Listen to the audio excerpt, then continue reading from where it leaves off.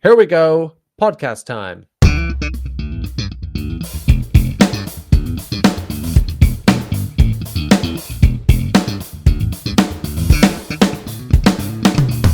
Hello and welcome to In the Pocket, the bass guitar podcast where we get the lowdown on the low end.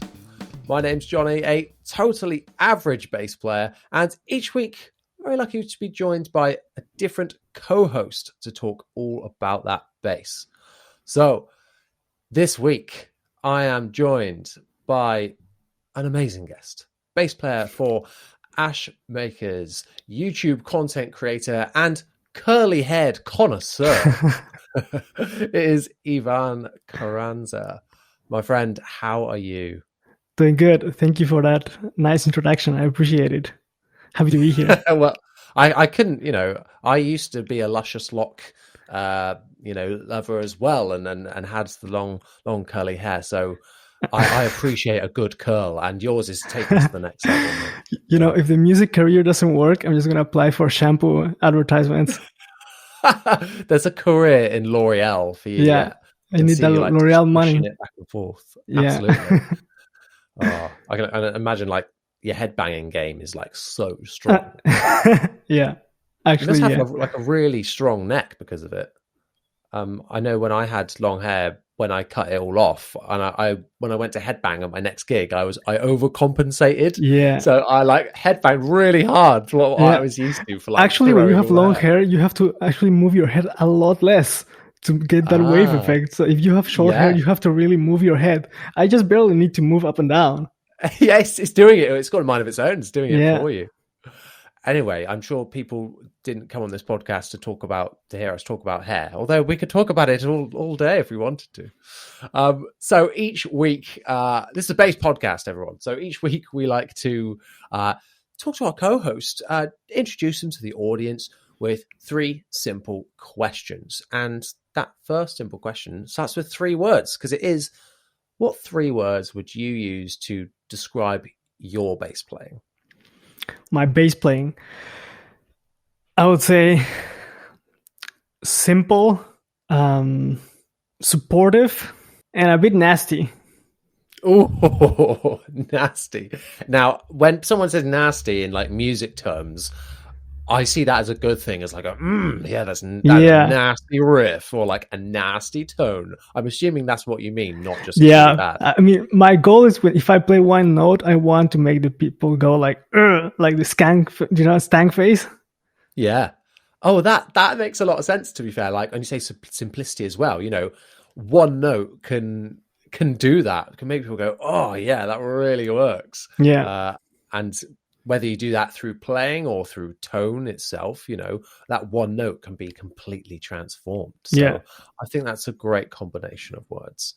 I thought you were going to go for the alliteration with the S, and you were going to say sexy on the end. And I would have agreed, because although you say simple, I think you're a fantastic player. I was just... I mean, I don't know if this is imposter syndrome or whatever, but I genuinely consider myself a okay-ish, average, not flashy at all bass player, but I do not see it as a crutch or as a problem. That is, for me, my motivation to improve every day. Yeah, absolutely. And I said in my intro that I think I'm a totally average bass player. I'm not fooling anyone that I'm some amazing bass player. But then I don't think there's a crime in that necessarily. Yeah. As long as you kind of know your place and do what you do well. Like I said, simple. There's nothing wrong with a simple bass line. Probably the most memorable and the most impactful bass lines are the simple ones. Yeah. And the ones that just work. You don't need to be doing tapping solos and then some insane slap piece to be a good bass player. I don't think, indeed. Anyway. But yeah, you said, average and, playing, I'm okay. But you do have a degree in music performance. I do, but I mean, my official title is, and this is not to brag, is Master of Music. It is kind of cool to see that title, on your results. But I'm in no shape or form a master of music. I learn things every day. And it's just, to me, as a fun part, it's discovering more and more things or more and more ways to improve on the instrument. Yeah, it's almost like you don't want to be the person that knows it all, because then you've got nothing left to learn. Part of Yeah. the fun is, and that's why I love doing this podcast as well, because I find I learn so much from people, like, and just talking to more people about what you're passionate about. So Yeah. awesome. So the next question. Now I know that you've got an amazing collection of guitars, and I'm often very jealous of the ones that you're showcasing. What would you say is your number one bass right now? I think you're going to guess that already, but for those of you who are not familiar with my channel or what I do, would be probably my new Dingwall Super PJ 4-string. I got that last year. And that was, to me, my gift to myself after finishing my master's degree in music. And I waited for it 2 years to arrive. It was a long time, but when I placed the order, I had to make a deposit of about like €800. And then I made a plan how to save up the full amount in 2 years to be able to pay it at the end. And then I just kept saving, every euro extra I had, just put it on the side. And that way I gathered the money, because they are expensive. There's no way around it. Yeah, and it's an insane bass. For those that haven't seen it, go and check out Ivan's Instagram page or YouTube channel, because you can see it featuring heavily on there. This amazing fan fret bass that you'd think has a really contemporary modern sound, but it can also do the classic P stuff really well as well. Yeah, totally. Sounds awesome. Yeah, I love it. I thought that was going to be the one. That's Dingwall is nowadays pretty much known for, the genty metal sounds, and they can do that extremely well. But actually, I've been playing their basses for about 10 years already. Dingwall was my very first nice bass. I got it right after high school. I got an ABZ 5-string bass, and I took that from Peru to Germany when I came to study here music. And I had to sell it eventually because I got tendonitis on my pinky, and the extra reach of that scale length was too much. But they just sound good in a lot of different kinds of music, not just rock and metal. Yeah, absolutely. And you've got the nolly get good side of it, where they're incredible for that articulation and that genty sounds, paired up with a dark glass. Exactly. You've got that sound.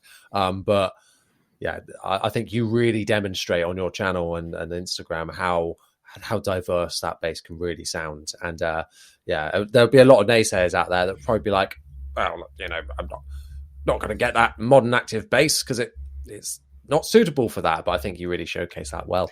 Actually, the Super P is passive, by the way.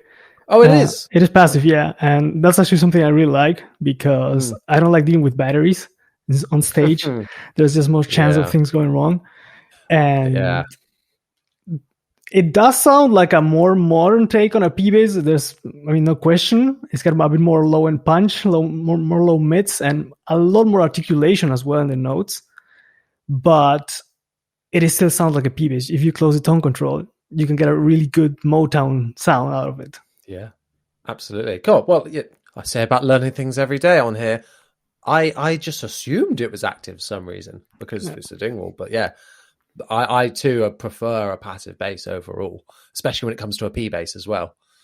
Nice one. Awesome. Thank you. So the last of our quick fire questions is why? Why did you pick up the bass? I actually wanted to play drums when I was a kid because my cousin played guitar, electric guitar. And of course, I also wanted to play and jam with him. And I didn't even know what a bass was. And I said, okay, I want to play drums because it's cool. It's loud. You can smash things, but it's just too loud and too bulky for a small apartment where I used to live, and also too expensive. And my parents were like, no chance. And then one day my cousin played an Iron Maiden tribute show, and he was in a really crappy dive bar, and the bass player had a extremely beat up, no name brand bass. The painted was melted off because somebody left it in the sun. Really complete piece of garbage. But that night, on the position where I was in that club, the bass sounded amazing. Like seriously, like, Tom came down right straight from the heavens, and I was like, I have to play that thing. And then I think a week later, I got my first bass, and my cousin showed me a couple of things, and then I played and amplified at first because I didn't have an amp, and my mom saw that I was spending time with it, and she was like, okay, let's get you an amp and some lessons. And then that took me to another country 10 years later. Yeah, amazing. Well, the people at home, I think we'll want to hear a bit more about that story. Where was it from there that you went to? Did you then start studying music in education? From there, I asked the teacher of my cousin who played guitar if he knew any cool bass teachers, and he recommended me one who I still have contact with. He's as a matter of fact, a friend of mine now. And I started taking lessons with him because he was a really good rock player, and he got me into, I remember, I think one of the first songs we learned was Living on a Prayer, for example, by Bon Jovi. Yeah. And he also showed me Mr. Big, and then he started showing me also the other side, not only rock players, but Jacko and Victor Wood and Marcus. And I just, I locked up myself in the bedroom every day, like 5 hours or something. And I was like 14, 15 at the time. Yeah. And I just practiced because I had a lot of catching up to do if I wanted to be able to play with my cousin, for example, right? He was playing Megadeth songs and, like really flashy solos, and I had to really get my chops together. Yeah. And I just practiced a lot. And then on my last 2 years in high school, my music teacher was a jazz upright bass teacher, and he saw that I was good, so to speak. And he was like, hey, you should focus on this and take some lessons with me to just improve on some things, because I knew I could play. I had, decent chops skill-wise, but I had barely any knowledge theory. So we started getting into jazz and walking bass lines and intervals and ear training and all those things. And he was then to back up a bit, I was in a German high school. I learned German as a third language, and Spanish my native language, and I learned English and German. Mm-hmm. And he was from Germany. And he was like, if you can't already speak German, try to go to Europe and pursue a music career there, study there. And he convinced me. So when I finished high school, after taking 2 years of lessons with him, I applied to a music college here. And I actually completely messed up the audition. Like, really, no. I can I curse? Go for it. I completely fucked it up. Like, I was so nervous, coming to a different country, new language, alone. And I was like super nervous. I really messed it up. But the jury and there in the audition were kind enough to tell me, you're actually okay. Practice on this and these things and try again next year. And I came back home feeling completely defeated, completely unmotivated, because I had paid a flight to Europe, or well, my parents paid a flight to Europe for me to completely fail. I was like really depressed, but my parents were cool enough that they said, if they told you were good and you should work on these things, try again next year. And then I went to another teacher who was more focused on electric bass, but also jazz playing, who's also my friend nowadays. And we made a plan. Okay, if you need to work on these things, what can we do to make that happen? So we made a structure, and then I applied then to 3 universities and got accepted to 2, and here I am. Awesome. That's that's the motto, isn't it? If you don't first succeed, try again. And it's amazing that you had that support structure at home to push you to go back. Because a lot of people will be like, well, you tried, but oh well, now to get back to the real world, Yeah. Whereas, that's amazing that they egged you on to keep going for it, because they said that obviously you could do it. Yeah. Awesome. And and now here we are, creating content online and marketing yourself really successfully, climbing towards that 10K. Yeah, slowly but surely. Struggle. Yeah, I feel like I've gone, like went up fast and then stopped, then went up a bit, then plateauing a bit. So it's a real like hard climb to the first 10K, I think. But who will get there first? Who knows? Go and, if you're not subscribed already, hit that button now. And in the description, if you're watching this on YouTube or wherever you're listening to this, I'll leave all the links in the descriptions. You can go and check out Ivan's channel and stuff as well. Go and subscribe to him. Help him out to 10K. Oh, so with that all done, let's move on, shall we, to our first question.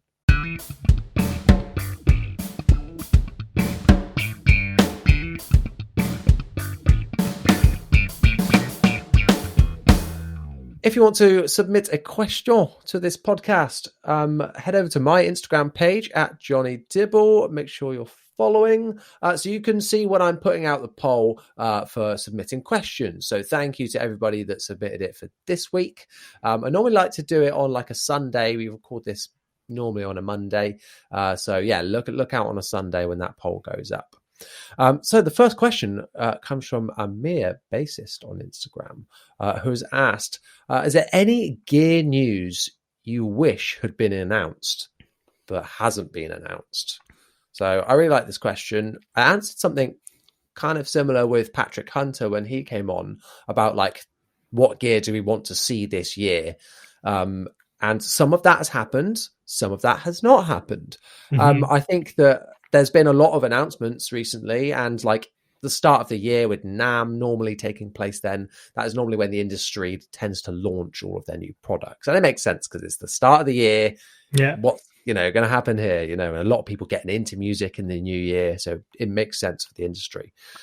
That being said, I don't feel like there's been as much as there normally would be if there was like a NAMM, because there isn't so much pressure because not everybody's doing it at the same time. So I'll start with mine then. Go ahead. Gear that hasn't been announced I wish had. I'm still waiting to hear something from Sterling by Music Man. Mm-hmm. I really want another Stingray, and I'm holding out to see when they announce something new and if they're going to do a whole new range this year. And so I've seen some pop up online. I'm like, oh, that looks really nice, but I shouldn't really, because I'm going to wait until they announce something. It's so annoying because I don't know if or when they're even going to say anything, or if there's even going to be anything new this year. Mm-hmm. I say a Stingray as well. I really want them to do a cutlass. So like they're like their take on a P bass or like a PJ configuration. I'd love to see an Indonesian made version of those, because I don't think they've ever done it before. And yeah, they've done short scales last year, so maybe a bit more of that, because I think that went down really well. But yeah, I think anything from Sterling, either it be a new Stingray or a cutlass. I think that's the main thing that I'm wishing had been announced but hasn't yet. Yeah, I remember trying, it's probably like 5 years ago, one of those, the Cutlass, the PJ, and a shop.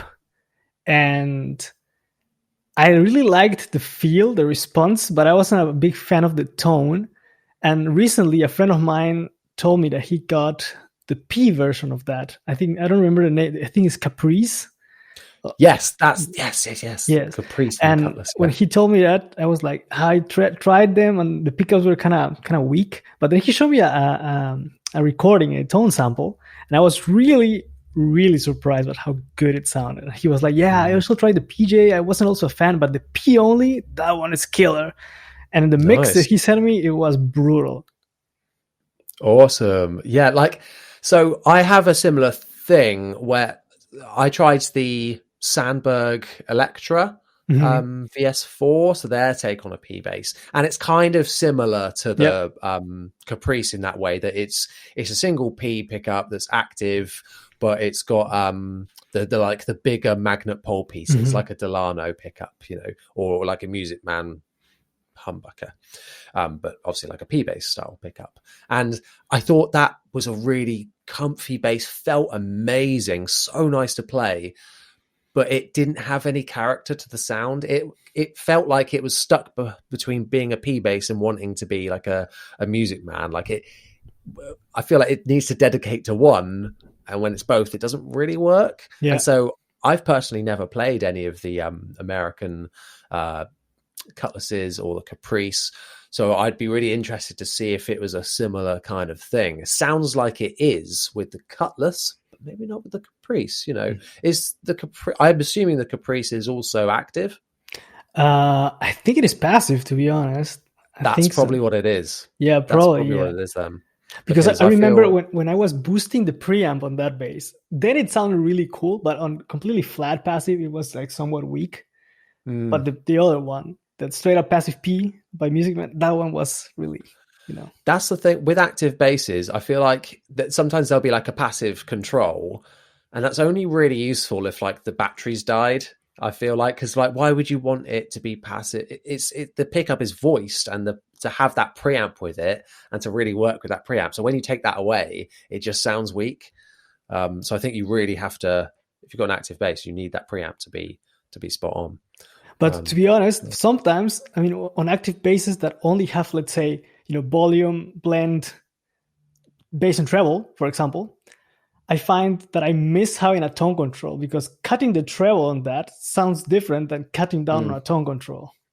Yeah, it really does. And I didn't realize that until later in the game. But you're totally right. And it's not that common, which is why I was really impressed with the new, and I didn't realize until I got it in my hands, the new Squier Contemporary basses, the PHP bass, brand new for 2022. It's got a tone control on it as well as a stacked bass and treble. I always just assumed it was volume, blend, bass, treble, but I didn't know it was a stacked knob and a master tone. So a really good feature that I think people will appreciate, because like you say, it's not quite the same, especially if you've got like if it's not a boost and cut, if it's just a boost, then you've got that ability to take it off a little bit, take that edge off, rolling back the tone. Awesome. Yeah, so I think that's what I want to see. What is it that you want to be announced that hasn't been announced? I want to be announced the import or Chinese-made versions of the Super P and Super J basses by Dingwall, because they have the combustion or the Nolly models, which go for like around 1.9 to 2.2K ish, something like that. Whereas a Canadian made is like 3,000 plus or 4,000. And there's no version of that, or the budget versions of the J and P basses made by them. And I really want that. I really want one of those. Yeah, that would be amazing. I didn't know that's where they were made, the combustion ones. It's a kind of long process. The parts are made in China. They are assembled there, if I'm correct. Then they are shipped to Canada, where they go through a very intensive setup procedure.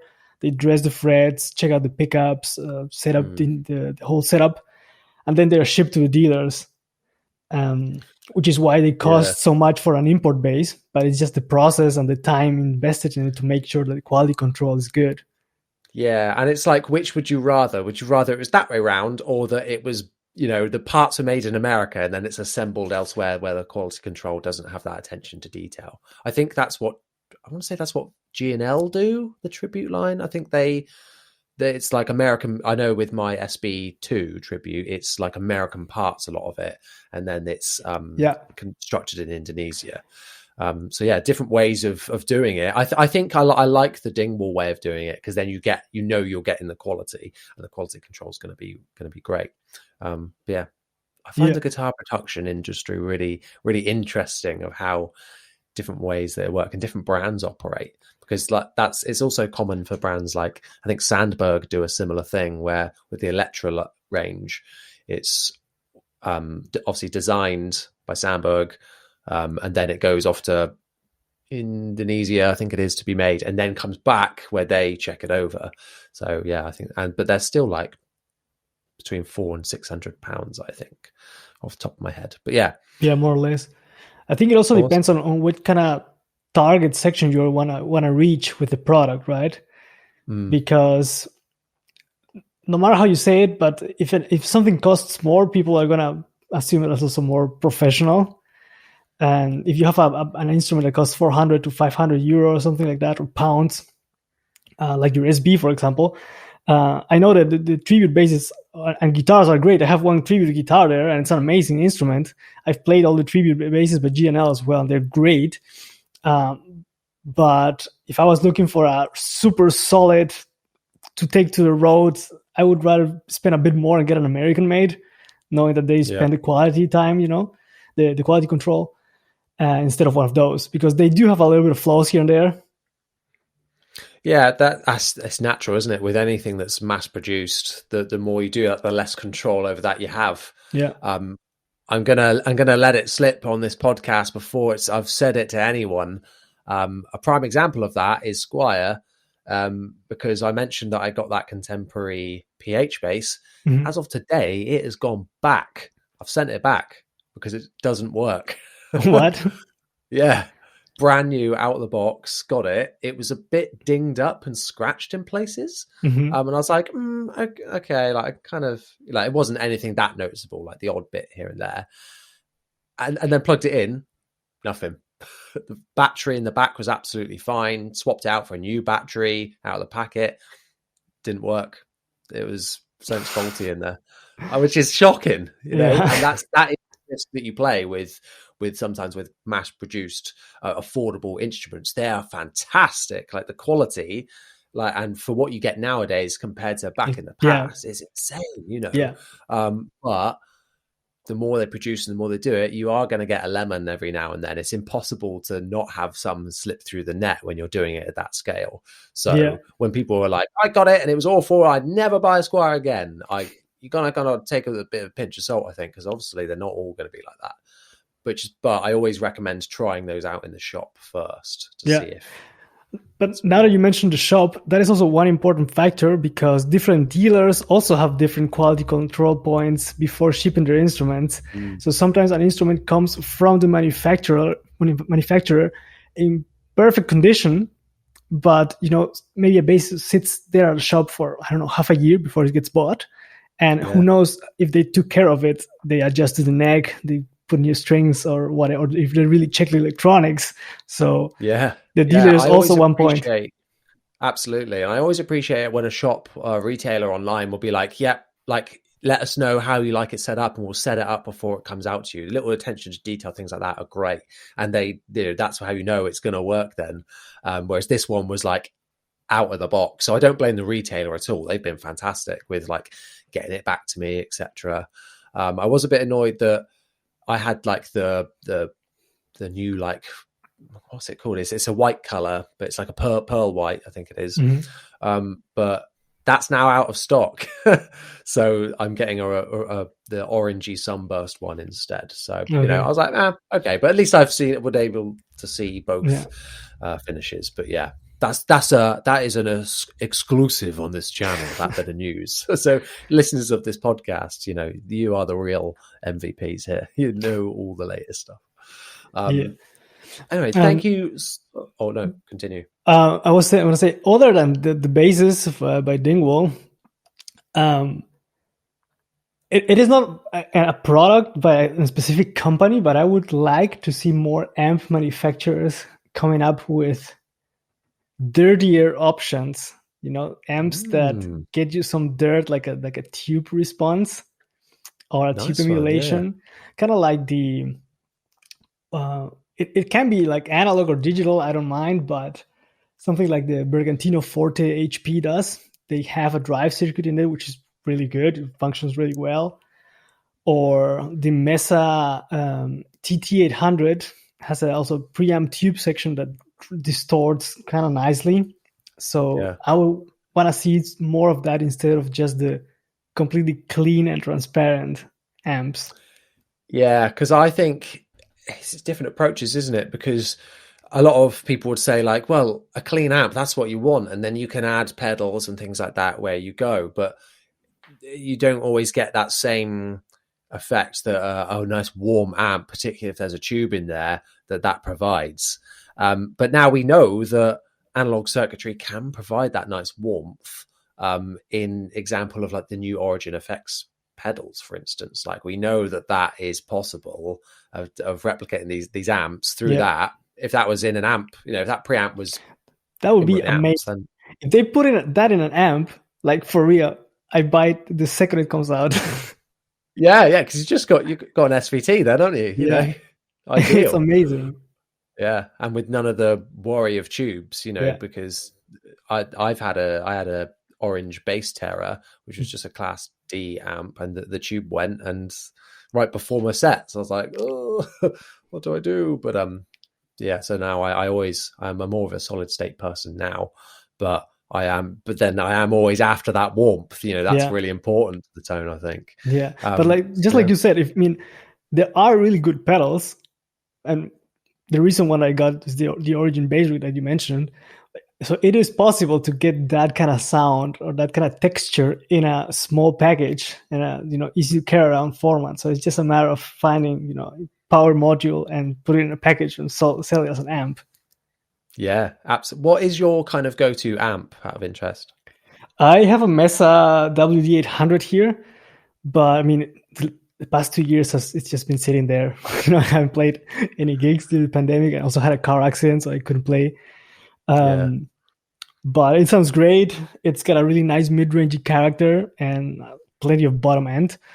But I'm kind of gravitating more to the SVT sound because I just classic. I just noticed that is the sound that I hear in my head when I think of bass and most of the time in rock music. Absolutely. I'm exactly the same as you. Ampeg was probably like my first favorite amp, or the one that I always looked up to. I had an SVT 610 and I've had a 410 and I've had an Ampeg, like the solid state version of the head, which I didn't like at the end, but like which was like the same size as the big SVT one, but none of the tone. And I was like, great. Really worth it, that was. But anyway, so more companies doing that kind of thing. That would be cool. my wish. Yeah. But then do you like to have that with that kind of distortion or that warm overdrive that you get from, would you want that to be like triggered with like a foot switch, like to turn that kind of a circuit on, or do you want that to just be your always like on kind of tone? That's a good question. If you could like have a channel that switches would be great, so you can have like cleaner, but inside the same amp, right? So a clean tone, maybe a bit distorted for like, let's say the main verses of a song. Maybe you need some more, grunt out of the sound, you kick it, and then you get, more drive. Yeah. I think that's how I would want it, because I quite like separating my clean from distorted tone. I don't mean like 2 tracks, like signal splitting. I just mean like, I like to have my clean tone as my consistent, that is quite trebly and a lot of presence, and then have like a distortion up my sleeve to then like balls to the wall in a heavy section, needs it. But more and more now, I'm kind of getting my presence from, it's a lot to do. I've got a pick in my hand for some reason. A lot of that is to do with the attack of my playing style, but then also I'm now starting to use distortion in my just standard tone, because I didn't realize how many bass lines that you think, oh, that presence on that is amazing. There's actually distortion in there, giving you that sound. So, for instance, this is a very long answer to this question, but I'm enjoying it. On my pedal board now, I bought the Dark Glass Microtubes Ultra. To be like, right, that's going to be my preamp, and then I've got the distortion on there as well. Now, I like the sound of it with the distortion off, but the blend all the way up so much is give you that little bit of a boost. And it's almost like a clean boost, but a little bit distorted. And it's that I now need a distortion pedal to go with it. And so I got the Alpha Omega to pair with it. So really like unnecessary like channels of distortion. But that's just how I like it now. Yeah, but to be honest, that is how I actually had my pedal board. That is how I set my pedal from. I had 2 tours on 2020 that didn't happen because of pandemic. But I had an always on sound that was overdriven, not like massively overdriven, but there was a little bit of breakup in the notes, because that just gives you warmth. and it also glues the bass better with the drums and the guitars and the keyboards and you name it. Definitely. And then I had a second drive pedal to just give me real distortion if I need it for songs where I really need a full-on drive, Yeah, that's how I'm approaching it now as well. And because almost when you put on a distortion, sometimes you don't want it to, if you've got a really clean tone and then a really distorted sound, when you kick that on, the mix of the band is going to totally change. So you almost want it to be quite a similar soundscape, of audio to have it be like a boost, but not too wildly different. Exactly. And again, that is something that I've kind of learned through experimenting, really, and getting all different bits of gear. Yeah, amazing. Well, we definitely went off the radar on that question, but that's what this is all about, and I love that. So from news that hasn't been announced to news that has been announced, let's move on to our next segment.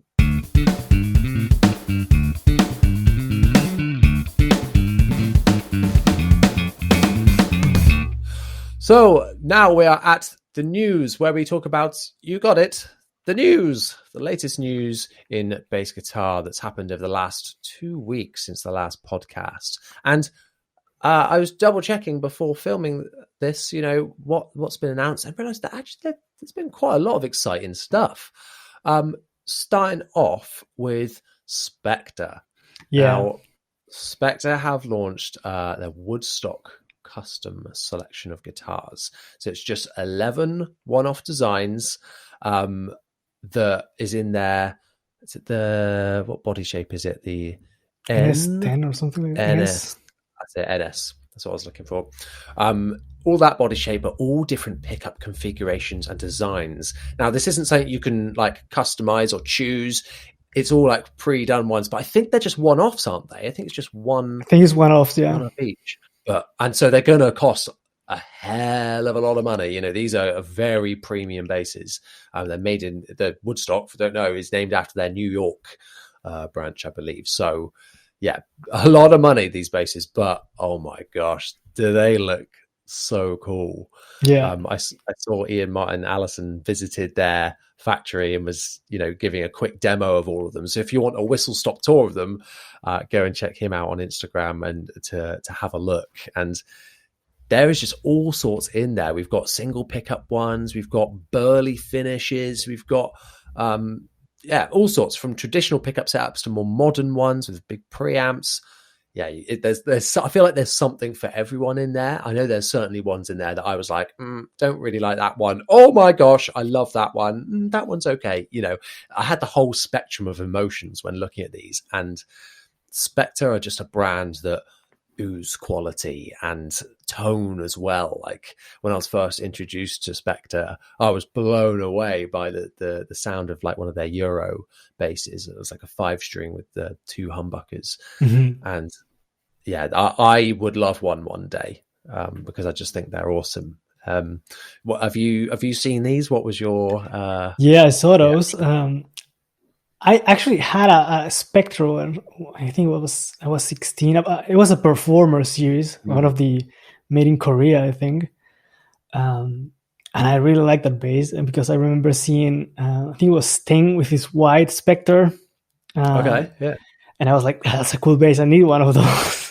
But since then, I've transitioned away from the look and the sound of them. But those new ones, they're definitely really cool. Like so cool that I was like, damn, I need one of those. Yeah, I who knows if they're still around or if they're all gone now by collectors. I don't know. Like they're not accessible, these basses. Like they're going to cost so much. But yeah, I'll be down if they don't look cool.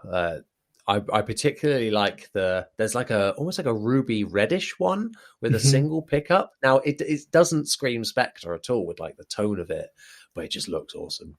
I really like there's one that's kind of bluish with gray with blue blocks. That blue one, inlays, yeah, exactly. That one, that was like, damn. Yeah, damn. That's one of those ones that you're never going to see anything like that anywhere else, are you? It's just really cool, really nice one-off. And they do amazing things with the woods, I think, at Spectre, like the combinations. There's like a really thick, quilted, burly, like natural coloured one almost. That you look at the side profile of the body, and it's like a million different bits of wood. It looks awesome, and it's got like the wood styled pickup covers as well, and that can either really work or really not work with the bass, I think. But it looks cool on that one. I'm a fan. So yeah, Spectre, hit us up. If you can't sell 2 of them, send them to us. We'll sell them for you. It's fine. I'm sure. So the next bit of news is from the very high end of the spectrum to the other end of the spectrum. Harley Benton have announced a U bass that they're launching. Now, a U bass is a tiny little bass that's almost on par with like a ukulele. Think a bass ukulele. I was going to say think a ukulele with 4 strings, but they have 4 strings. So it's like that, but they've got almost like, you describe them as like rubbery strings. They're almost like, they're a bit more like elastic looking than your standard like steel bass strings. So that's just a quick description of what a U bass is for those that don't know. For those that do know, I've probably absolutely butchered describing what a U bass is, because I've never actually played one, because I've never really had the need or want to. Have you got any experience with the U bass? Yeah, actually, the brand Ortega? Yes. Guitars Ortega. mainly. Yep. And they also have some U basses, and they sent me 2, I think it was 2019, to test. And they're actually pretty fun to play because it's a tiny scale length, but the low end coming out of those things is massive. Like really massive. Yeah. Because of the piezo pickups. And I remember I took one to a gig, one of those that they sent me, and it was an acoustic gig. It was the day before Christmas Eve. And we played the set of the band and also some Christmas songs and whatnot. And all the people in the audience like really, really liked the fact that I was standing there with a tiny bass playing massive low end notes. Makes you seem like a really big man. Yeah, because if you play an acoustic set and there's a guitar player playing acoustic guitar and a singer, and then you come up with your P bass, it kind of stands out a little bit. At least that thing looks acoustic, even though it's plugged in. It still looks acoustic, and just seeing you play with this tiny thing and making the whole room shake, that is a lot of fun. For some reason, like really small basses make me think of like, this is going to sound really weird, make me think of like when there's no urinals left, so you've got to go in the little boys one that's like smaller and lower down. And so it makes you feel like, wow, look how big I am. I'm such a big, tall person. Going at this. That's what like short scales always remind me of, but like even more so with a U bass because they're tiny. But I'd love to try one. And I imagine what's the string tension like? It's very floppy, like very, very floppy. You have to play fairly soft, and depending on the brand also, if you play too hard, they completely fret out. So you have to be like really gentle and really take care of your articulation, because if you play really hard, the attack is not that pleasant due to the piezo pickup. So you have to really try to like really roll your finger, not attack the strings too hard. Yeah, they're totally different instruments, really. They've got bass in the name, which is how they slipped into this podcast. But they have the same function, but they're like playing wise, you've got to treat them a bit differently. So the Harley Benton is about £98, so just under 100. Pretty good price. Harley Benton, they're great. The quality for the money, there's almost no other brand like it, because of the way that company operates. So yeah, no doubt that would be amazing value for money for anybody that's interested in a U bass. So moving up the scale from Harley Benton to Squier. Now, some people wouldn't consider this news maybe, but I really enjoy this kind of thing because I'm a sucker for bass aesthetics and things like that. The Squier Classic Vibe and new Affinity range actually have some new colors in some of the models, which is really cool. And I didn't see this announced anywhere or shared anywhere. I was just looking on a retailer in the UK and saw them and was like, what? I've never seen that before. But they are new. So in the Classic Vibe range, The Mustang has now got an orange finish with the red racing stripe. They did a blue one with a white racing stripe recently. I thought, oh, that's kind of cool. People will really dig that. Now you've got an orange one, which is just totally out there. I've never seen like a more traditional one like that. So interesting that they've gone with that color choice. But move over Mustang. I'm more about the Jaguar right now, because the medium scale Affinity Jaguar they've released in 2 new colors. We've got it in another orange, but looks like a deeper, more saturated orange with a matching headstock, black pickguard, and then shell pink Jaguar with like a mint pickguard and a matching pink headstock. I feel sorry for anybody that has bought one of those bases. Like, I love what Squier and Fender do with like the special runs and the special edition colors, but it makes me scared to ever buy one now in case they then a couple of weeks later launch one of these new colors, because I saw that and was like, oh, that's going to upset a lot of people that have bought that bass, because that's a new bass. It's pretty new. So for them to do that is it's quite cheeky. But so wait, to get things straight for me, those new basses, the Squier and the Jaguar, they were released recently, and 2 weeks later they released more colors. Yeah, it's been months since like they were, because I think it was the tail end of 2021 that those the Mustang. Oh no, there's a Mustang. The Mustang came out like probably well over a year. Well, long time ago. The Mustang came out, so that one not so much. But the new Affinity range came, and that medium scale Jaguar with the single humbucker that came out in late 2021, so not too far off it. It's been a couple of months, to be fair, but that's why I'm always a bit wary about buying those sometimes, because please don't launch something that's really cool. But yeah, I didn't love that Jaguar bass, but yeah, those that do are going to love it even more now, because that shell pink is to die for. I'm a big shell pink fan, if you hadn't guessed. But yeah, that is the news from Esquire. And before starting this podcast, I did a quick check of latest news to make sure we don't miss anything, and I came across something else that was really cool from Fender. They have now, I saw that they'd done guitars, but I totally missed that they'd done basses with this, because they've done a collaboration with Mattel and Hot Wheels. Like, what? so weird. They've done some custom shop Hot Wheels basses. So we've got 2 new P basses. I'm just going to do a quick Google, actually, just to make sure that I'm remembering this correctly, because it's so weird, but I love it at the same time. Like, this kind of collaboration is really cool, and it just opens up a whole realm of possibility of what other brands they could do this with. And that's so weird looking. We've got one P bass that has really strange looking pickups on it. It's got no pick guard. It's black, maple neck. And it's got like this flame design on it, like the Hot Wheels logo, which, just totally not my thing at all, but it's so interesting. And a different looking bridge design as well. I need to research what pickups they are. And then we've got this Hot Wheels all black P bass with gold hardware, red black pick guards with a red pinstripe, a blue racing stripe on it, the Hot Wheels logo on it, and 2, like, I assume passive looking humbuckers, like a Thunderbird bass.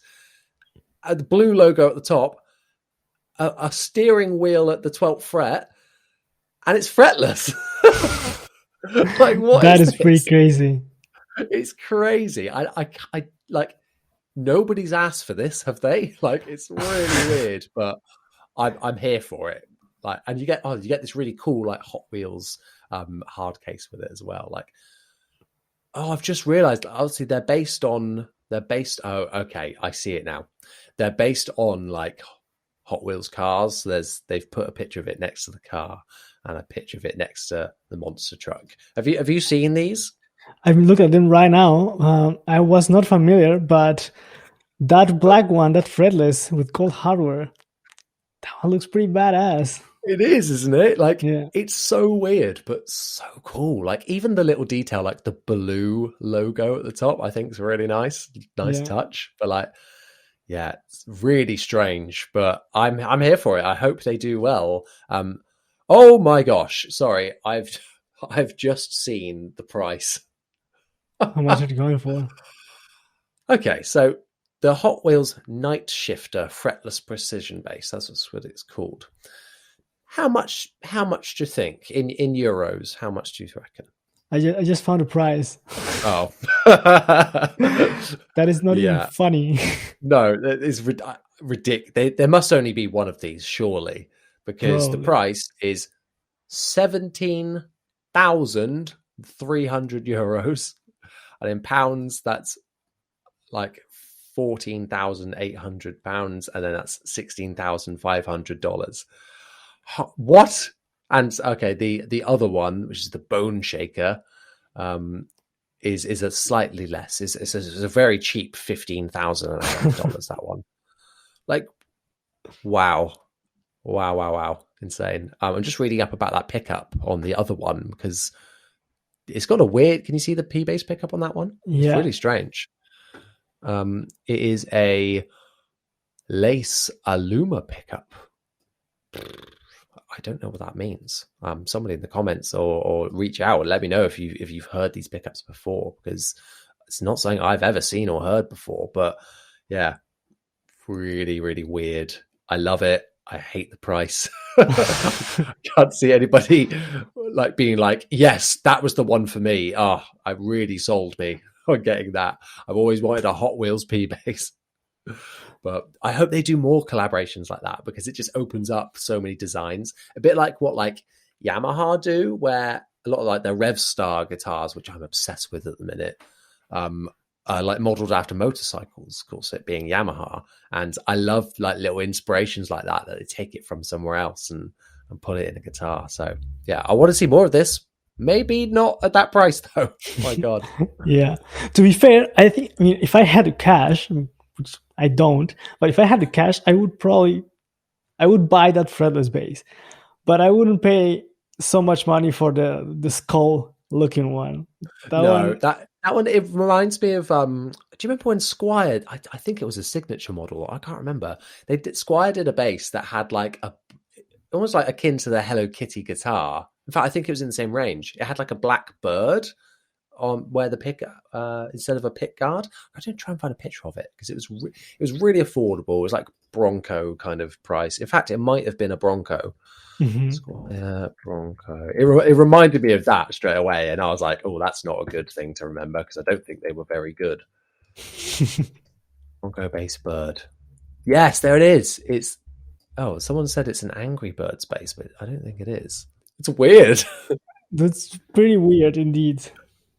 Yeah, it just reminded me of that, but yeah, who knows? There might be someone that's really into bowling that has like a flame shirt that's like, oh my God, that is like the perfect bass for me. But I'm sure if they're that way inclined, they've already custom made their own. Probably. Awesome. Right, that was all my news for this week. Quite a busy one, but yeah, stay tuned. See what else is coming out. Let's move on to our next segment.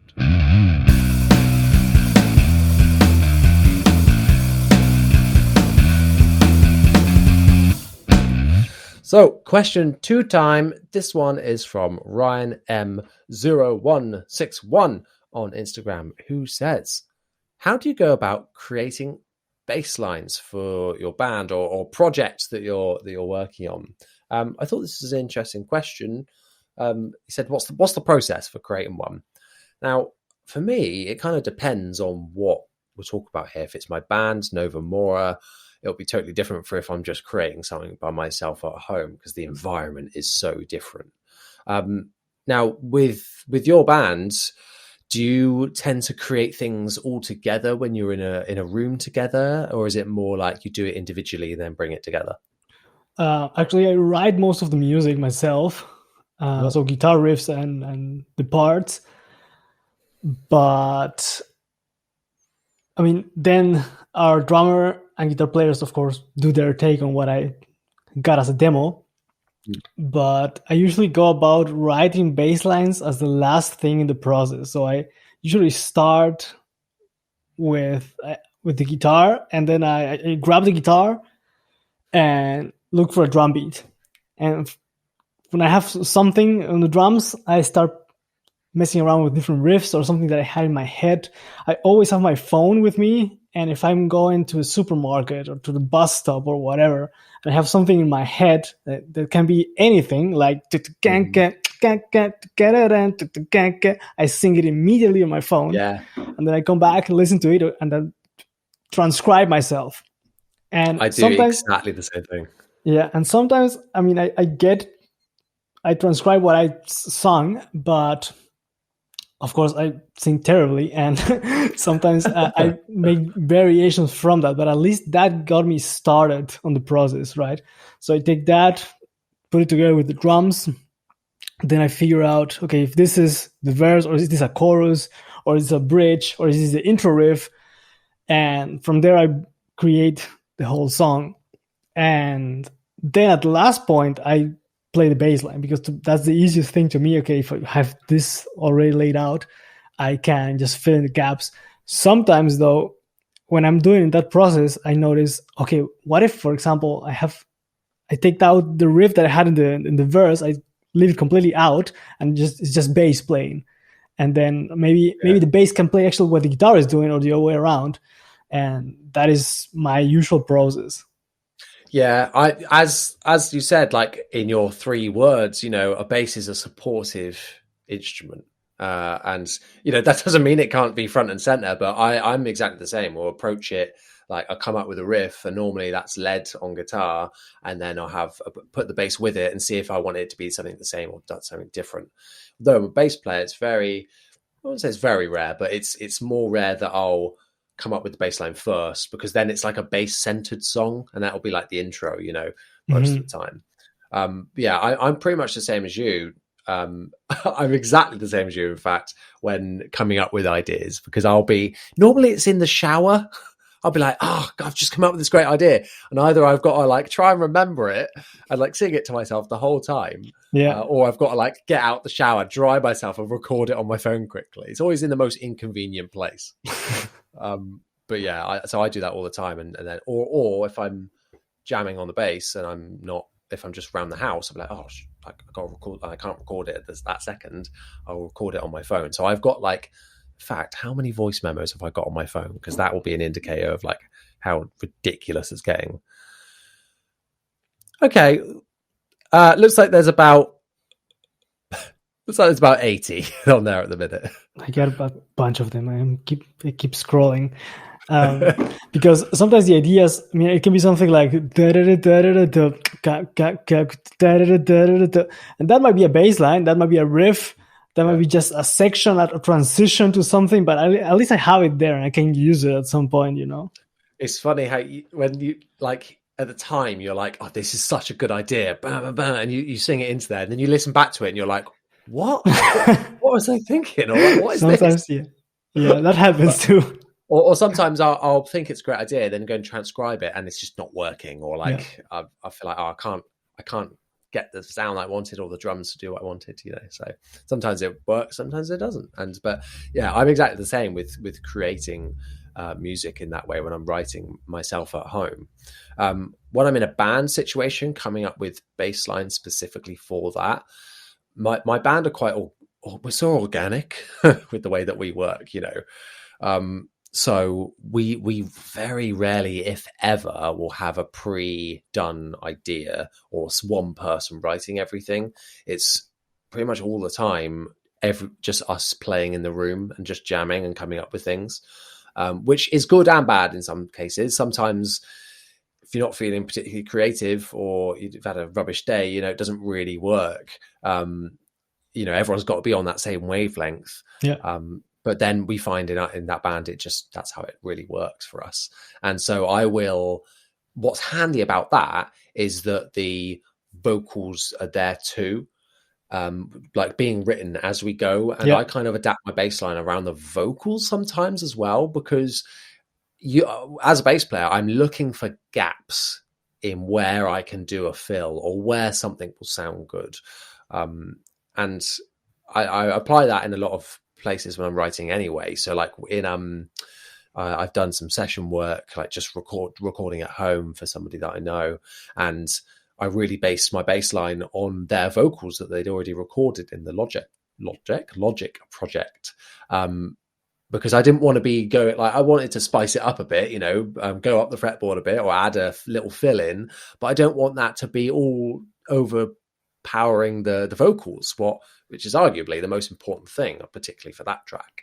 So I will try and kind of work around that and see where I've actually got the most room in the song to put those little bits in. Now, I don't need to put those bits in, of course, but where it just sounds good or where I enjoy to do that. So yeah, I think it depends on the song sometimes and who is there. Is it just if the vocalist isn't there, for instance, I'll probably be doing a lot more and filling it out because it's missing that like main element. If you've got a vocalist in the band, that is. So yeah, just, I don't know if that's really answered that question, but just a bit of an insight into how I kind of try and approach it. Yeah, but for example, that's pretty interesting what you mentioned. Like I said, for my band, I track the bass last, and in that case, I try to play as flat and as boring as I can, unless I have a really a riff or an idea that I really want to have featured in there. But I do it like a bare bones version of the track so that the singer has space to sing on top of that, and is not crashing with the bass, and then I can add things later. Exactly, because the like you said, the vocals is like the primary bit that most people are going to hear, and our role as bass players is to, like I say, keep coming back to it, supportive and to make the song work, and the song is going to work not based on the little riffy bit and fills that we put in. That's just like extra bits that like can add things, but not, it's not going to not work without that one little bit. So having the vocals, like you say, do a bare bones version, then the vocals can do its thing and work without any constraints. And then you can fill in around that. So yeah, it sounds like we have the same idea, but in a different order of approach based on, the scenario. So it's cool to hear. And in the case, for example, if you are in a band, like I said, in a room, or you have to play for other people, I think the best thing that you can do there is have, I would say, different tools in your toolkit or different ways to approach certain music scenarios. So you need to know what is a typical, for example, I don't know, typical blues line, how to play some blues, how to play some R&B, how to play some gospel, soul, rock, typical phrases. So you know the vocabulary, so you can adapt. So if someone comes and say, I want a bit of, I don't know, can you play some Paul McCartney, or can you play some Jamerson, or can you play like Duff McKagan or something like that, to at least get in the vibe of that. So you gotta, grab your toolkit and put it on the table and deliver. Yeah, absolutely. And I think that's where, like, for my, because that, like, your inspirations shine through you, don't they? And what in terms of playing style or effects or how to achieve that, it shines through in your playing, because it's just whatever you're enjoying at the time will naturally come out, or you'll think, oh, this reminds me of this song, so like this thing will kind of work here. I'd say for me, that is almost kind of a weakness for me, because I don't feel like I am diverse enough in my this is a really great therapy session for me.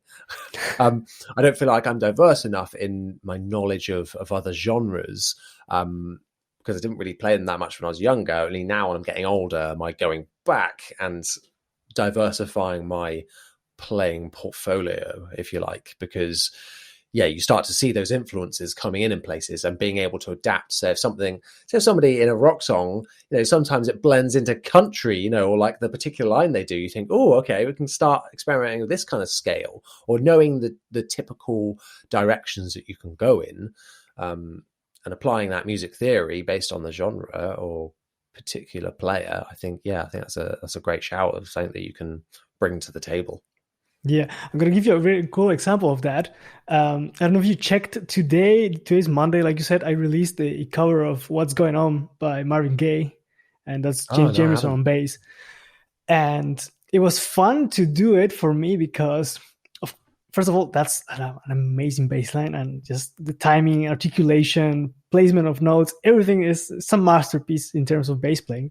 But that was the first song that I learned when I started studying music. I mean, in college, that my teacher, Marius Goldhammer, said, okay, we're going to check out some soul and R&B. And me coming from Iron Maiden, rock, hard rock, I was like, no, I was pretty open, but that was completely new territory for me. And I remember very clearly that I struggled hard time just to remember the variations, the rhythmic placements, just the phrasing, the laid back aspect of the playing. And, I banged my head just like weeks learning the song. And, many years later now, about 10 years later, almost, I relearned the bass line in 1.5 days, counting work days. And he was like, okay, yeah, it makes so much sense now, Yeah. But having that stepping out of your zone and just learning other things helps tremendously. And another genre that helped me a lot with my playing, for example, even in rock music, is to play reggae for a long time. Because, like you mentioned earlier in the podcast now, one note can have a lot of impact. And in reggae, if your one note is placed incorrectly, the whole groove doesn't sound good. And, if you've been at a reggae festival, the only thing you hear like from miles away is the snare drum and the bass. Yeah. You hear like a massive bass sound. So the bass carries a lot of the tunes.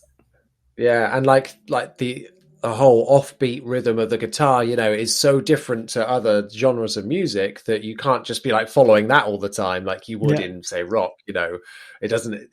The instruments work together in very different ways depending on the genre. So having that influence in there as well I think is really important. I love this answer to this question. Like, it's expanded my mind and all of the minds of the listeners, I'm sure. Amazing. Thank you so much, mate. And thank you for the question. Let's move on to our next segment.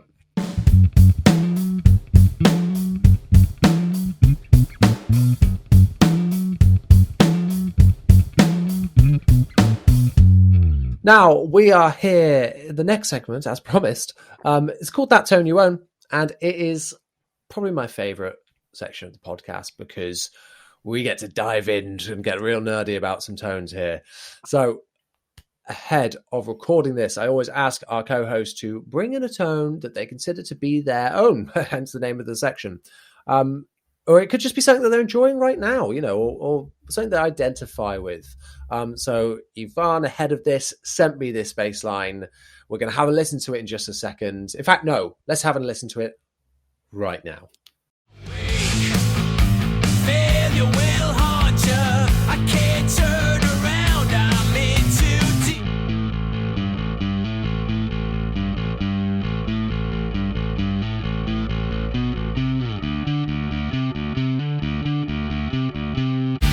I rush no track, recreate. Take my joy and my tears and take them right into your veins. I'll sing through the streets as another place that feels the same again.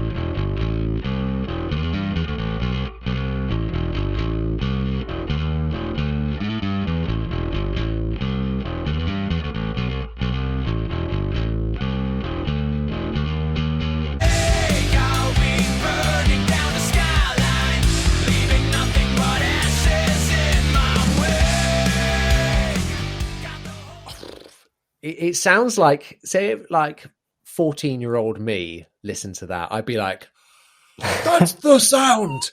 That's the sound. And that's not to say that 27-year-old me now is like, that's not the sound. I'm still like, that's the sound. But like, it is such a quintessential, incredible rock bass tone that has that perfect blend of like presence and like drive to it that really punches through that mix. And I love that we heard it in a mix scenario there because and soloed, so we can really hear what it's doing.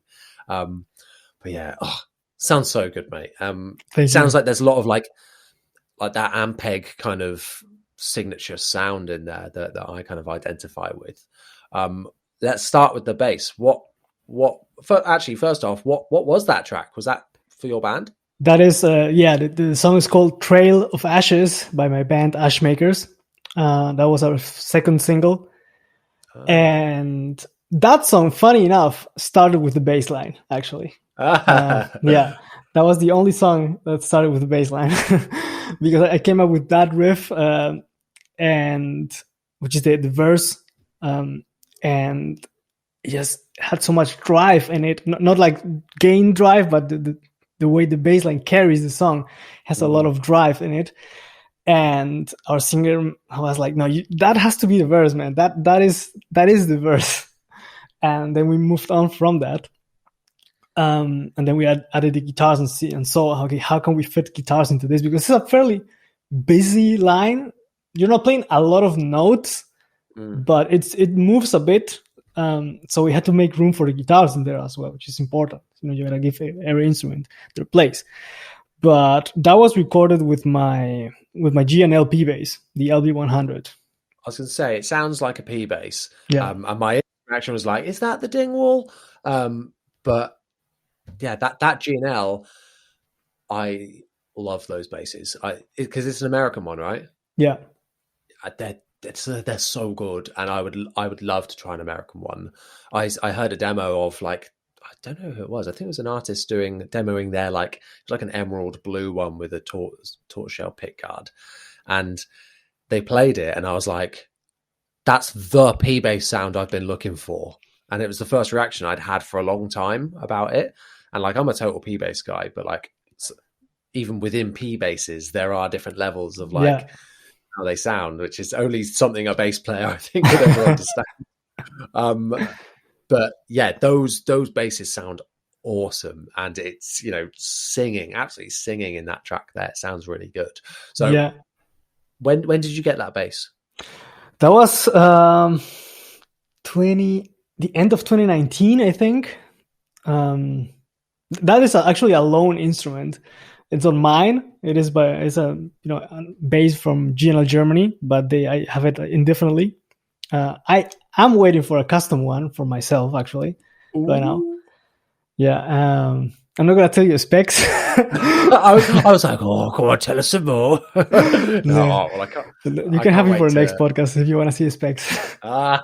See, he said it here, ladies and gents. He's coming back. Nice. Yeah, but I got that bass, and I had never tried an American-made GNL, and like you said, when I heard that, it's had a tag articulation. It sounds great with the tone fully open, and if you close the tone control, it also sounds amazing.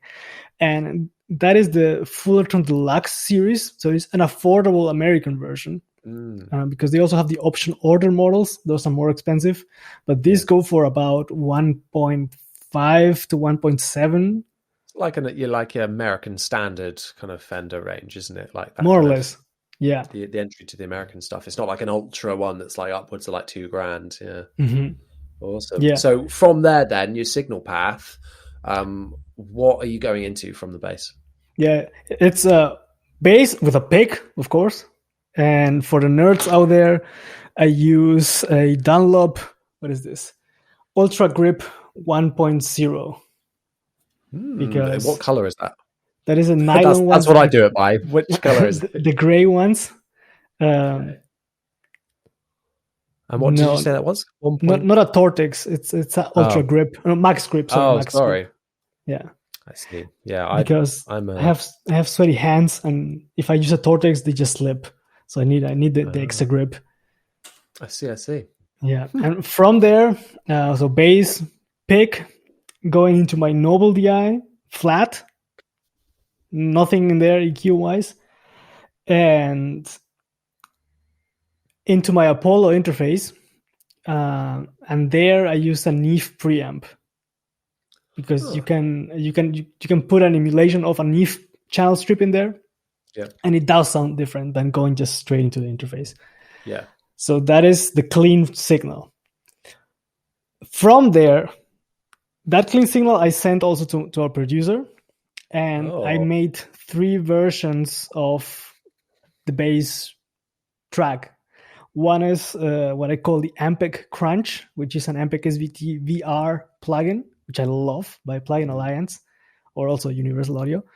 And it's set up to just get a little bit of dirt in there. Nothing crazy. That's why I call it crunch. Yeah. Just a bit of breakup, just a bit of character. Then I made an Ampeg drive track with the same plugin, but really get it like roaring, And the last one I provided was, I think, Neural DSP parallax track that was not used. So what our engineer did was he took the clean low end and separated it, compressed the hell out of it, then took the Ampeg Crunch and used it for the main body of the track, so to speak, for the mid section and the low mids. And then on top, he laid the drive track. So it's 3 tracks, all in something, one bus, going straight into your face. Damn. Yeah. And when you said that, I was like, yeah, it's got to be like, that's the classic thing, isn't it? Like split the bass line up, have, a nice solid DI track, compress the shit out of like the low end solids. So you've got that nice solid low end clean, and then you add the other layers in. It's not something that I've delved into too much when producing my own stuff, but yeah, it pays off, doesn't it? Because that sounds so good, that bass line. And there's a lot of like rock and like modern metal and post-hardcore bands, like I think like Joey Sturgis produced bands that he does exactly that. Like with so many of those, just splits it up. So you've got complete control. You're not compressing this distorted sound. You're compressing what needs to be compressed, and then letting the presence really like glimmer on top. Yeah. Yeah. One thing that I forgot is that he ran then all those tracks through a Sansamp PSA emulation to give it a bit more of the nasty character. Because it does add some more bite, some more character to the sound. It gets a bit more definition in there as well. Yeah. And also, sorry? No, you go. Yeah. The bass or the amount of drive also varies through automation, depending if you're in the verse or in the chorus. So you get more or less, because it's tiresome for the ears or takes the attention of the listener from the vocals if it's all fully distorted all the time. So I told him, you pull back a little bit in the verses and kick it back in on the choruses. Yeah, and so many songs will do that just to give like the chorus a bit more oomph sometimes, and sometimes they'll bring up the bass or have it have more attack in sections where it needs to stand out a bit more. It doesn't have to be the same thing throughout, as long as it's not completely sonically changing so much that you're getting all different frequencies happening. That's a great thing that producers can do that adds impact without the audience necessarily noticing. And that's what's really interesting about bass, I think, is that sometimes you can do that kind of thing where the audience doesn't even know it's happening, but like you're having such an impact. One thing that springs to mind, when I was in the recording studio once, a similar thing, but not quite the same. The chorus just wasn't impacting as much. And we were like, what can we do here? And so we re-recorded the chorus 4 BPM faster. Yeah. Than the rest of the song. And like apparently that's quite a common thing that they'll do to give it a bit more energy in there. It's just bring it up a little bit that wouldn't be noticeable to the average Joe unless you're there with a metronome, you'd think it would be the same. But yeah, just 4 BPM was enough to give it a bit more oomph and a bit more sass to it, a bit more energy, without making it sound weird and out of time. So yeah, it sounds like a similar technique or what you're trying to get out of it to like give a bit extra in places. Or as an alternative to that, which definitely fully works, but if you don't want to, put in a tempo marker or have the drummer to have to adjust to that, if your drummer is good enough and the whole band also, and you can control how ahead or how behind the click you play, that is also a great way to give those sections more energy. Play ahead of the beat on the choruses and pull back once you get back to the verse again. Yeah. My whole life I've been training and saying, got to do it to a click, got to do it to a click. Then you get into the studio and they say, should we not do it to the click? Just go in front of the click. You'd be like, ah. I think I would struggle. Yeah. But awesome. Yeah, I love little techniques like that. And the mind of a producer, I think, is so interesting because you get to hear about all of those kind of techniques and things like that. Awesome. Well, insane sounding tone and just fits it perfectly, that song. And I love all the background info there is on that. So thank you so much for all the insight. Let's move on to our last segment. Now, we are here. It is the Big Bass Debate. Each week I take just one question and just turn it into a bit of a bigger discussion. I say bigger discussion, it's just what the title of this episode will be called. We might have a one-word answer for it. It's still the Big Bass Debate. Don't care. This one comes from M. Garza 832 on Instagram, who has asked, what are you hoping to see become standard across basses over the next few years? So for this, I'm thinking about different features that a bass might have that is something that's a really good idea that I think would be great to see across other basses as well. Or it could be a certain trend, that's happening right now that I want to see more of. When you saw this question, what was your first thoughts about this one? I think all basses should have an easy truss rod adjustment. Yes, 100%. And so the bass that I'm going to talk about in a minute has this because it's just so much better. And I was going to bring up a different point about it. I totally forgot about this element, and you're totally right. Because on a classic Fender or a classic bass or guitar, you've got the truss rod adjustment at the top of the headstock. Now, that was how it was originally designed. Doesn't mean it's necessarily the best design because you've got to get your Allen key in there and it can't make a full turn because the strings are in the way and you've got to loosen them a bit to do it. It's a faff. So easy truss rod access, I think that's a great answer. Is there a particular bass in mind that has a great access that's inspired? I mean, you mentioned access around the neck, and even that is actually okay. But there are basses nowadays that are being produced where you still have to remove the entire neck to adjustment. Some Fenders still have that, and I think please make a little bit less of a margin on your product and put at least the adjustment in the neck, and everyone's going to be happy instead of having me to remove the neck, which defeats the entire purpose of the setup. Yeah. And then adjust it, put it back together, figure out, okay, it was too much, disassemble it again. Oh my god, no. Yeah, that screams like vintage bass era thing where it's just like that needs to be eradicated. Sounds like the Fender have gone, right, this is how they did it in the 50s, so let's with this reissue we're going right back and it's just going to be rubbish. Let's get rid of those kind of features that are a hindrance, just for the sake of it. I really like having a truss rod adjustment at the body of the bass, so the base of the neck. I find it just so much easier. You've got a bit more room in between the strings that you can make your adjustment. It's just easier. A lot of Stingrays have the wheel down there. Awesome. It's so handy and so easy to use. That is what I wish that all basses would have, is that little wheel. I think it's great. That one is amazing because you can even just grab a screwdriver and just turn it. You don't need a special Allen key or wrench key for that. Anything that's solid enough to be able to withstand the pressure, you're good to go. Yeah, exactly. It's just so much easier, that kind of thing. That just because people, I always say that people should try and learn to do their own setups on a bass, because then they can always make what is a good bass a great bass. That's often just what the barrier is between how good an instrument is.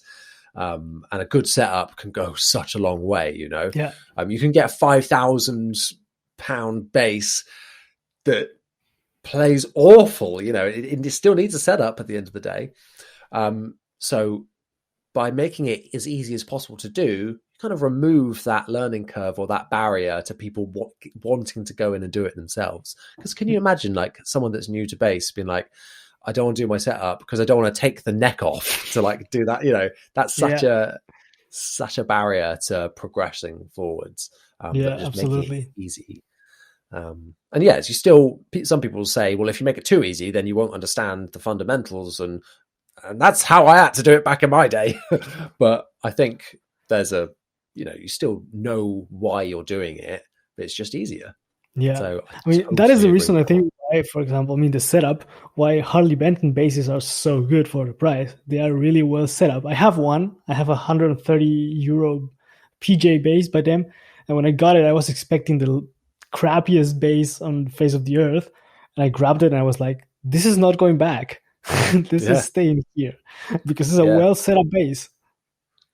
Exactly. And that brand have done amazing things for schools, I think, because when I was in school learning music, terrible guitars everywhere. I think the Yamaha Pacifica was like one of the only decent electric guitars they had there. And there was like this cheap court bass, which was okay. But the best of a bad bunch. Whereas now, I used to work in a secondary school and they had a load of Harley Bentons. And I was like, these kids, man, they don't know how good they got it. Like, this is so good. Yeah. Because they're so cheap. But yeah, it's back to the question anyway, about, what was the question? Well, what I hope to become standard. Now, this next one is a bit of a premium feature, but I'd still love to see it because it's totally changed my thoughts on other basses I've got now. Rolled fretboard edges. It's like once you go there, you can't go back. The new Sire, as well as having that easy access truss rod adjustment at the base of the neck, it's also got God, I've completely lost my train of thought. Rolled off edges. That's it. It's also got rolled fretboard edges, which it's so comfy, man. It's so nice to play.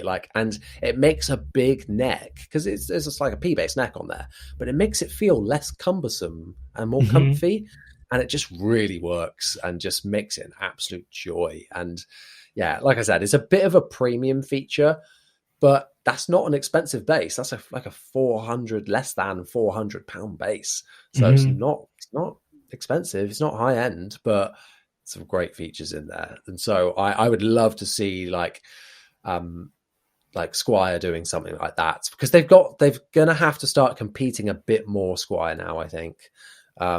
They've had such a market share for so long, but now with Sire, Harley Benton nipping at their toes in terms of price and quality features, I think they've really got to up their game with features like that to match that, what is becoming the new industry standard, of quality. So, when I got that Contemporary series, the new Squier that didn't work, it doesn't have rolled fretboard edges, but the profile of the neck and its roasted maple, it's very similar feeling to the Sire. But when I AB'd them, put it down, picked it back up, I was like, oh yeah, this feels way worse than the Sire because it didn't have that. And that's not necessarily something I would have picked up on before playing the rolled fretboard edges, but now I start noticing it on other basses where I'm like, yeah, but it doesn't have that. And that's the thing. I don't know if it's something, if you don't have one, if you necessarily would notice it, because you'd be like, I don't know how this could be better. Like, it feels fine. I don't think any of my basses have that, to be honest. I mean, the edges are smooth, but they're not rolled.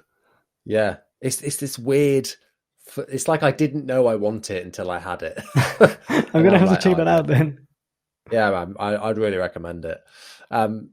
there are loads of features I think that you could include, like, 0 frets I think are pretty cool, and how some string trees are, I think, pretty cool. That's quite an important overlooked feature sometimes, string trees. I keep banging on about this sire, but it's so good. The string tree on that is amazing because it goes across, just double check a minute, I think it's 3 of the strings. Yeah, it works with 3 and not just 2 that it would do on a standard, like traditional style bass. So you kind of get that better tension, and that break angle is a lot better by doing that. So yeah, that's really cool little features that I'd love to start seeing across other basses as well. I'm sure that there's loads that I've going to think of after this podcast as well. Like, oh yeah, like I'd love to see that. I suppose some other things might be like thinking outside the box a bit, like left-handed models. Like, yeah, I'd love to see that become more standard across bass series, because like Squire, for instance, I keep going back to them, but they're a good example.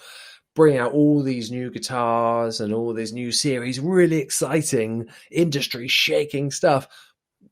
Not a left-handed bass in sight, and it must be so frustrating for left-handed players to not get the full option. And I don't think that can be solved overnight, really. At the end of the day, it comes down to business, doesn't it? It's all about quantities of scale and the amount that they're going to sell, because that's why they don't produce them, is because they don't sell them as much. But it is alienating at the same time. So I understand both ends of the spectrum, but yeah, there's lots of things that I'd love to see become standard. I think your example is a very good one, though, that you said, because I think that is often frustrating. Another one that I really like, but it's kind of hard to implement, is to have more contouring on the bodies of basses. Because sometimes you grab a bass and it's just like a slap, like a Tilly, it's just like straight up chunk of wood. Yeah, and when you have a bass that has like curves and your armrest and the axis on the frets up high, it's also smooth and rounded up. It's so much easier to play. Yeah, and that's the exact reason why I sold my Stingray. Because I had a Sterling Ray 24 CA, and it's meant to be like a more vintage version, like the more vintage offering that they do in that range, because it's only got the 2-band preamp and there's no mid control, and it's got this slab body, and that's why I sold it, because I would be playing at practice for hours and I'd be like, oh, this is getting a bit uncomfortable now, because there's no contouring to it. It's not as comfy. And that bass, I naturally like to I feel like I should play quite fast on it. I love a Stingray. But yeah, I felt like I just want a contour, and I just want a belly cut or an arm cut that I can really get some more speed up on here, because I found it not too limiting. Like it was playable, and it was absolutely fine.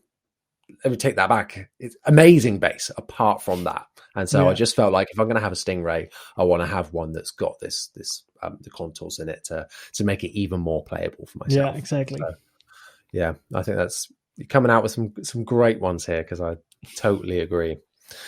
And we said earlier about tone knobs on like active basses. I think that should be a standard.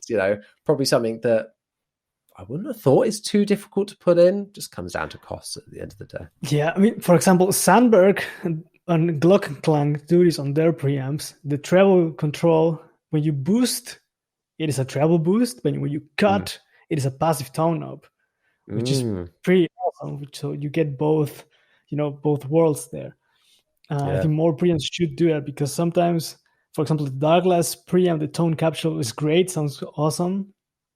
But it's just, treble or 2 mid bands and bass. So you miss out on having that control. If you make it like at least counterclockwise a tone control, that would be a really cool option. Yeah, absolutely. It is a more like complicated. I see why people don't do it, because I imagine it adds this whole other level of design and complication. But it's like once it's done, I don't suppose it's that hard to manufacture. But so I don't really know what I'm talking about when it comes to that. But yeah, I think that's a great feature. One that I've just thought of in the background, I've got this G&L L2000. At this point, I'm just kind of talking about features I like that I wish were more common rather than what I think would become a standard. These are just bonus fun ones, everyone. That bass has got a lot of people when they see the L2000 range from G&L think like, oh, that's complicated electronics and like switches and knobs, and but it's actually quite simple. What it is, it's just 3 knobs, which is a volume. Oh god, I've forgotten now. And then bass and treble, and then your 3 switches is your different pickups. You've got a series and parallel, and then there's passive with the active electronics, and then there's like an extra treble boost on like the third option to give you a bit more kick. And the series and parallel option is something that I didn't know I wanted until having that bass. So I was like, yeah, this makes a huge difference. And I still don't know if I have my head totally around series and parallel yet to explain it fully in like a well-formed sentence. But it's just to do with the phasing in which the 2 coils in that humbucker are put together. You know, it's got 2 humbuckers in there, but it's whether the rows of magnets are running at the same time or whether they're out of phase. Like I said, I can't quite get my head around how to explain it yet, but let me know in the comments down below or reach out to me to educate me on the difference there, because I feel like I had it down at one point. I was like, oh yeah, that makes sense. And then it's one of those things I've just forgotten. But yeah, it gives you a totally different sound, I think. And and I can't remember which I prefer out of the 2.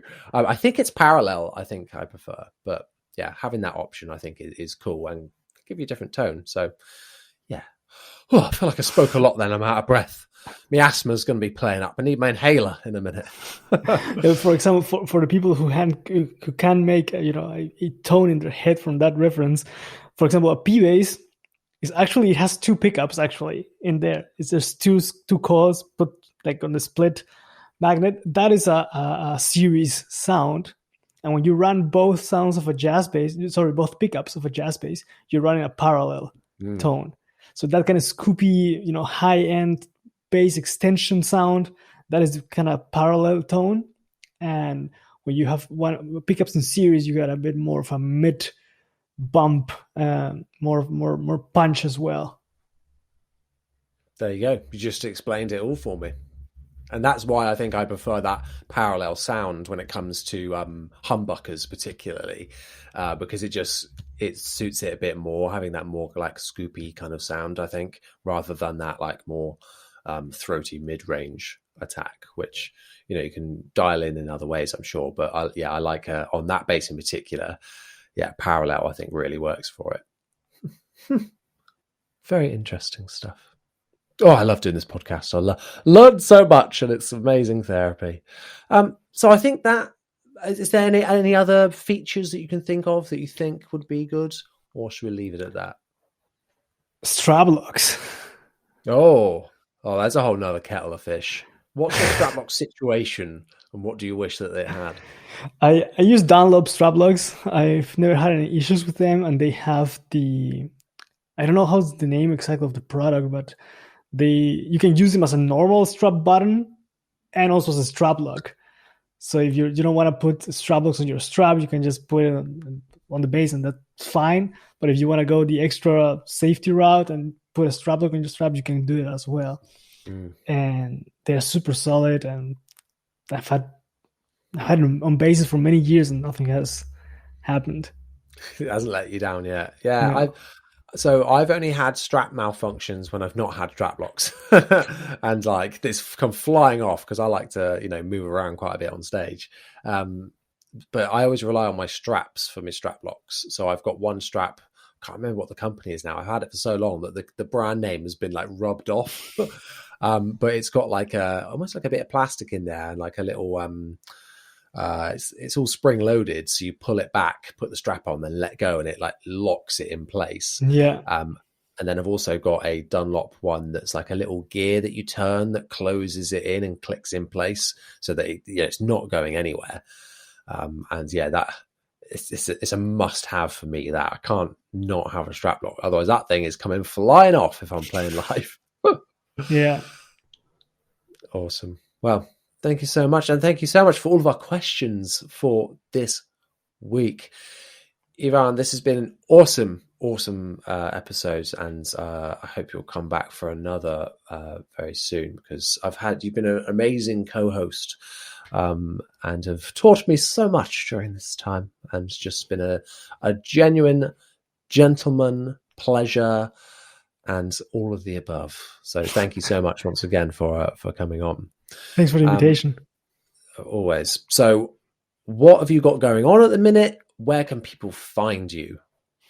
Where can people find me as Iván Bassist or Iván Bassist on all social media platforms. So YouTube, Instagram, Facebook, whatever. Hit me up with your bass nerd questions. I'm always happy to answer. And what I got going on, the debut EP of my band is coming out somewhat soon.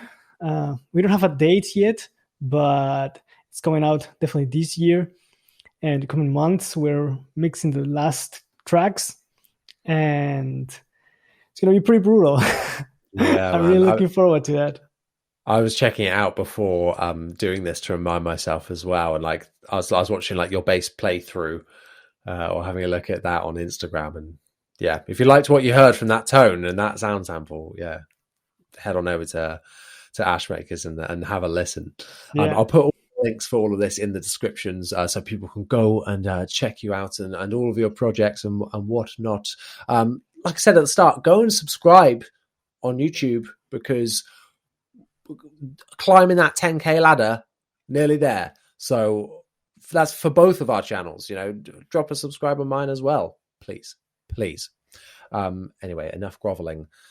Once again, thank you so much for coming on. If anybody wants to submit questions to this podcast, head over, follow me on Instagram at Jonny Dibble, where you can submit your questions to me and then they can be featured on here. Let me know in the comments down below what feature you think should be standard across basses for the next few years. I'd love to hear people's suggestions on these, because I'm sure there's things that I haven't thought about or we haven't spoken about on here. So yeah, leave a comment down below or drop me a DM with your answer. Once again, thank you so much for listening. See you next time. Bye. Take care.